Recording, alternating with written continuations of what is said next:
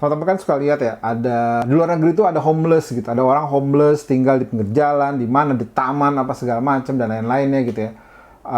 Di Indonesia tuh nggak ada, teman-teman pasti jarang lihat ya, mungkin kecuali teman-teman apa ODGJ gitu ya, atau misalnya yang gembel beneran gitu, pemulung dan segala macamnya. Tapi di Indonesia tuh nggak ada, nggak kelihatan lebih tepatnya, karena mereka mengusahakan sendiri lahannya, mengusahakan sendiri perumahannya. Karena kenapa mereka mengusahakan sendiri? Karena pemerintah abai. Pemerintah itu abai mengintervensi penyediaan perumahan dari dulu. Ini kan yang sering saya omongin juga.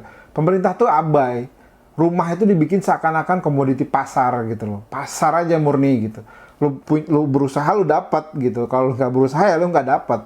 Nah, pada akhirnya mereka mengusahakan sendiri lahan pemukimannya. Nah, ketika mereka sudah mengusahakannya sendiri, mereka tinggal di situ, pemerintah itu seakan-akan mau cuci dosa. Mau cuci dosa, oke, ini karena kemarin kita udah salah, oke, kalian pergi gitu.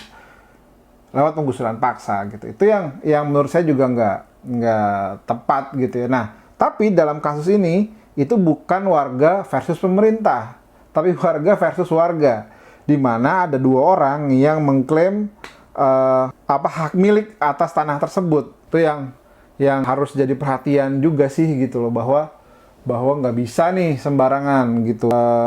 Hal kayak gitu harus butuh ketegasan dari pemerintah sebagai orang yang harusnya menengahi masalah pertanahan dan pemukiman, yang punya kewajiban menyediakan sandang, pangan, papan, sandang, baju, pakaian lah segala macam ya, pangan, makanan, juga papan, rumah gitu. Dua yang lain itu juga didukung sama pemerintah, diintervensi sama pemerintah. Tapi papan ini nggak pernah gitu.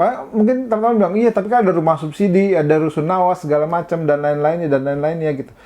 Itu namanya bukan mengintervensi pasar, itu bukan mengintervensi penyediaan, itu tuh project gitu. Rusunawa tuh project gitu. Pemerintah punya duit bikin rusunawa, pemerintah duit bikin rusunawa, pemerintah duit bikin rusunawa. Tapi seberapa banyak sih kemampuan pemerintah untuk itu gitu.